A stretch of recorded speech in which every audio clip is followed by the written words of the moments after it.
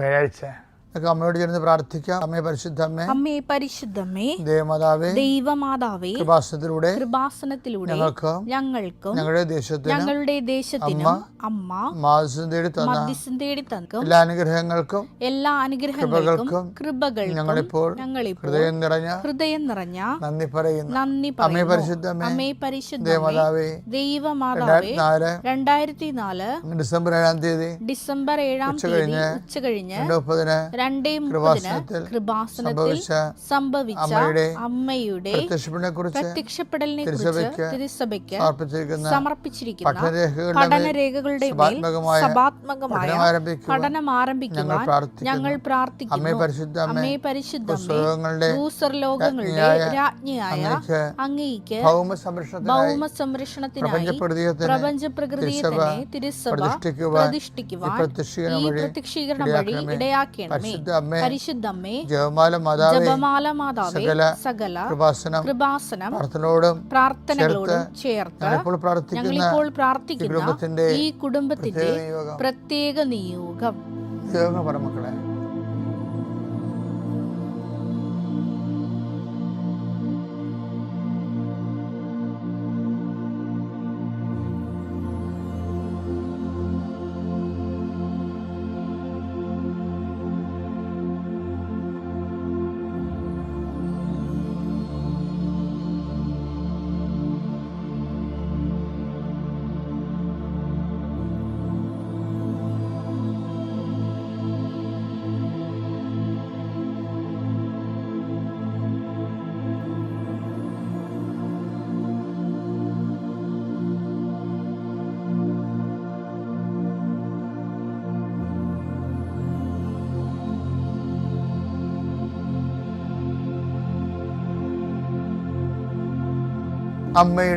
അമ്മയുടെ പ്രത്യക്ഷീകരണത്തിന്റെ ഈ അനുഗ്രഹവേളയിൽ ഞങ്ങൾക്ക് സാധിച്ചു തരുവാൻ കനിയണമേ.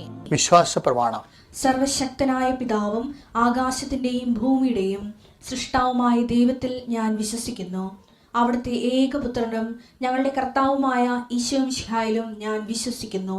ഈ പുത്രൻ പരിശുദ്ധാത്മാവിനാൽ ഗർഭസ്ഥനായി കന്യകാമറിയത്തിൽ നിന്ന് പിറന്ന് പൊന്തിയോസ് പീലാത്തോസിന്റെ കാലത്ത് പീഡകൾ സഹിച്ച് കുരിശിൽ തറയ്ക്കപ്പെട്ട് മരിച്ച് അടക്കപ്പെട്ട് പാതാളങ്ങളിൽ ഇറങ്ങി മരിച്ചവരുടെ ഇടയിൽ നിന്ന് 3-ാം നാൾ ഉയർത്ത് സ്വർഗത്തിലേക്ക് എഴുന്നള്ളി സർവശക്തിയുള്ള പിതാവായ ദൈവത്തിന്റെ വലതുഭാഗത്തിരിക്കുന്നു. അവിടെ നിന്ന് ജീവിക്കുന്നവരെയും മരിച്ചവരെയും വിധിക്കുവാൻ വരുമെന്നും ഞാൻ വിശ്വസിക്കുന്നു.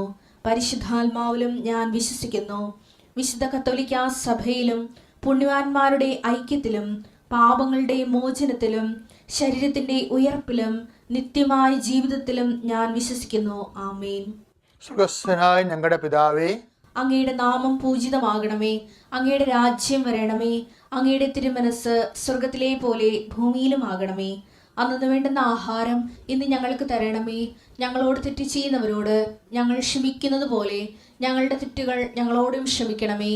ഞങ്ങളെ പ്രലോഭനത്തിൽ ഉൾപ്പെടുത്തരുതേ, തിന്മയിൽ ഞങ്ങൾ രക്ഷിക്കണമേ. ആമേൻ. നന്മ നിറഞ്ഞ മറിയമേ, സ്വസ്തി. കർത്താവ് അങ്ങയുടെ കൂടെ സ്ത്രീകളിൽ അങ്ങ് അനുഗ്രഹിക്കപ്പെട്ടവളാകുന്നു. അങ്ങയുടെ ഉദരത്തിൻ ഫലമായി ഈശോ അനുഗ്രഹിക്കപ്പെട്ടവനാകുന്നു. പരിശുദ്ധ മറിയമേ, തമ്പുരാന്റെ അമ്മേ, പാപികളായ ഞങ്ങൾക്ക് വേണ്ടി ഇപ്പോഴും ഞങ്ങളുടെ മരണസമയത്തും തമ്പുരാനോട് അപേക്ഷിക്കണമേ. ആമേൻ. കർത്താവേ, നിന്റെ ഉന്നതമായ നാമത്തിന് സ്തോത്രം ചെയ്യുന്നു. കർത്താവേ, നിന്റെ വിശുദ്ധ പൗരോഹിത്യത്തെ മഹത്വപ്പെടുത്തണമേ. ഈശോ ഇന്ന് യാത്ര ചെയ്യുന്നവരെ ആശ്രയിച്ച് പ്രാർത്ഥിക്കുന്നു. ഇന്ന് പ്രഭാതത്തിൽ അങ്ങയുടെ മക്കൾക്ക് വേണ്ടി പ്രാർത്ഥിക്കുന്നു. കിടപ്പ് രോഗികളുണ്ട്, അതുപോലെ തന്നെ വീട്ടിൽ നിന്ന് പുറത്തു പോകാൻ പറ്റാത്ത രീതിയിൽ കടങ്ങൾ കയറി വന്നിട്ടുള്ളവരുണ്ട്. അതുപോലെ ജീവിക്കാൻ മാർഗമില്ലാതെ എന്ത് ചെയ്യണമെന്നറിയാൻ പോലാതെ എഴുന്നേറ്റ് വെറുതെ ജീവോത്സവം പോലെ കുത്തിയിരിക്കുന്നവരുണ്ട്. തലക്ക് ഭാരം പിടിച്ചവരുണ്ട്. വല്ലപാടും ചത്താൽ മതി എന്ന് ഓർത്തുകൊണ്ട് ഹൃദയത്തിനും തലക്കും കനം തൂങ്ങിയവരുണ്ട്. അവരെല്ലാം ഞാൻ അഡ്രസ്സ് ചെയ്യുന്നു.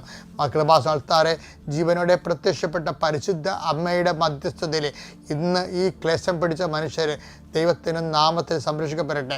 നിന്നെ ബാധിച്ചിരിക്കുന്ന സങ്കടങ്ങൾ, സാമ്പത്തിക സങ്കടങ്ങൾ, അതുപോലെ തന്നെ നിന്നെ ബാധിച്ചിരിക്കുന്ന കുടുംബപരമായ ഭവിഷ്യത്തുകൾ, ഭാഗവടപ്പണി നടക്കാത്തവർ, നടത്തിക്കാത്തവർ, അതുപോലെ വീട് വെക്കാൻ അനുവദിക്കാത്തവർ, അതുപോലെ വഴിയില്ലാത്തവർ, വഴി കൊടുക്കാത്തവരെ വഴി കൊടുക്കാൻ ന്യായമായിട്ട് വഴി കൊടുക്കാൻ പറ്റാത്തവർക്കും അവനെ വഴി കൊടുക്കാനേ പറ്റാത്തവർക്കും എല്ലാം കുടുങ്ങിപ്പോയവരുണ്ട് കർത്താവേ. അവരെല്ലാം സന്ധിക്കണമേ, പുതിയൊരു മാർഗ്ഗം കാണിച്ചു കൊടുക്കണമെന്ന് പ്രാർത്ഥിക്കുന്നു. നിത്യം പിതാവും പുത്രനും പരിശുദ്ധാത്മാവായ സർവ്വീശ്വരൻ നീക്കുവാമേ. 4:7 വായിച്ച്. ധാന്യത്തിന്റെയും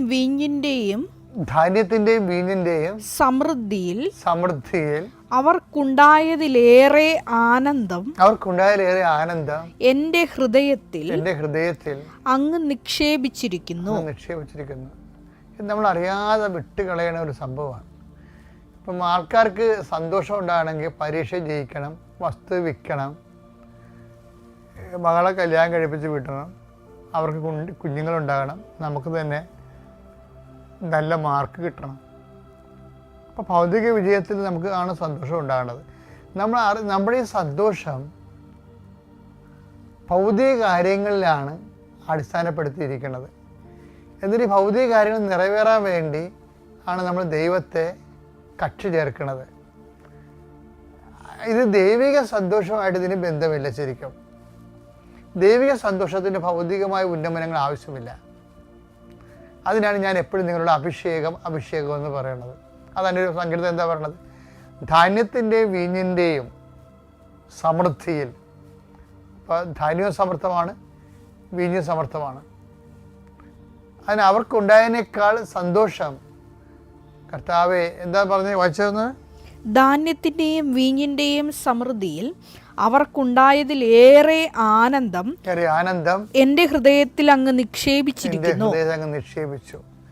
അപ്പോഴെപ്പോഴും നമ്മൾ ശ്രദ്ധിക്കേണ്ട വിഷയം, ദൈവത്തിൽ നിന്ന് വരുന്ന ഒരു ആനന്ദം ഉണ്ടല്ലോ, അഭിഷേകത്തിൻ്റെ റിസൾട്ടായിട്ടുള്ള ഒരു ആനന്ദമാണ്. അത് ഒരിക്കലും ഭൗതിക വിഷയങ്ങളെ അടിസ്ഥാനപ്പെടുത്തിയല്ല. അപ്പം അതുകൊണ്ട് തന്നെ എപ്പോഴും നമ്മുടെ ഏതെങ്കിലും തരത്തിൽ ഭൗതികമായ ഒരു ഇടറ് വരുമ്പോൾ, തോൽവി വരുമ്പോൾ, ഞാൻ എപ്പോഴും പറയാറുള്ളൊരു കഥയാണ്. പണ്ട് എൻ്റെ ഒരു സഹപ്രവർത്തനെ ഒരു കേസ് വന്നു. അദ്ദേഹം ഒരു വലിയ കച്ചവടം നടക്കുന്ന ആളാണ്.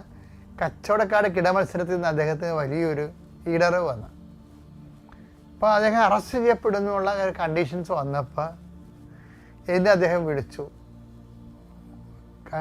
ആകപ്പാടെ ഇത് പ്രശ്നങ്ങളിങ്ങനെ ക്യൂ നിൽക്കുകയാണെന്ന് പറഞ്ഞു.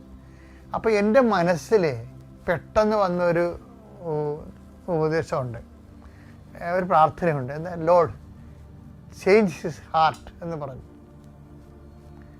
അതാണ് എൻ്റെ മനസ്സിൽ വന്നത്. ഞാൻ ഒന്നും ചിന്തിച്ച് പറഞ്ഞതല്ല. അപ്പോൾ ആ ഒരു വിഷയത്തിന് അനപേക്ഷിതമായ ഒരു ഉപദേശം പ്രാർത്ഥനയുടെ രൂപത്തിൽ പരിശുദ്ധാത്മാവ് എന്നിൽ നിന്ന് കൊടുത്തതാണ്. പക്ഷെ പിറ്റേ ദിവസം എന്നെ വിളിച്ചു. അപ്പോൾ ഞാനോർത്ത് ആൾ അറസ്റ്റിലായി കാണുമെന്ന് വിചാരിച്ചു. ചിലപ്പോൾ എന്തെങ്കിലും എമർജൻസി ആയിട്ട് എന്തെങ്കിലും കോൾ ഉണ്ടെങ്കിൽ അത് രീതിയിൽ അനുഭവിച്ചിട്ട് വിളിക്കണം വിചാരിച്ചു. പക്ഷെ അദ്ദേഹം അന്ന് അറസ്റ്റ് ചെയ്യപ്പെട്ടില്ല. പിന്നെയും അറസ്റ്റ് ചെയ്യപ്പെട്ടില്ല. ആ കേസ് അദ്ദേഹം ജയിക്കുകയും ചെയ്ത്. പക്ഷെ അതല്ല, അദ്ദേഹം എന്നോട് പറഞ്ഞൊരു സത്യമുണ്ട്. പറഞ്ഞത്, അച്ഛനോട് സംസാരിച്ചതിന് ശേഷം പിന്നീട് എനിക്ക് വല്ലാത്ത ഒരു സന്തോഷം മനസ്സിൽ തോന്നിയെന്ന്. അപ്പോൾ അന്ന് മുതൽ എനിക്ക് മനസ്സിലായിരുന്നു, നമ്മൾക്ക് ദൈവം നൽകുന്ന ഒരു സന്തോഷം പലപ്പോഴും ജയത്തെയോ പരാജയത്തെയോ അടിസ്ഥാനപ്പെടുത്തിയല്ല, ദൈവത്തെ അടിസ്ഥാനപ്പെടുത്തിയാണ് ഇരിക്കുന്നത്. അപ്പോൾ ഒരു വിശ്വാസിക്ക് അതിനുള്ള സാധ്യതയുണ്ട്. ദൈവത്തെ സ്നേഹിച്ചും ദൈവത്തിന് വേണ്ടി ജീവിച്ച് മുന്നേറുമ്പോൾ നിനക്കും ഇത് അവകാശമാകും. കർത്താവ് നമ്മൾ അനുഗ്രഹിക്കട്ടെ.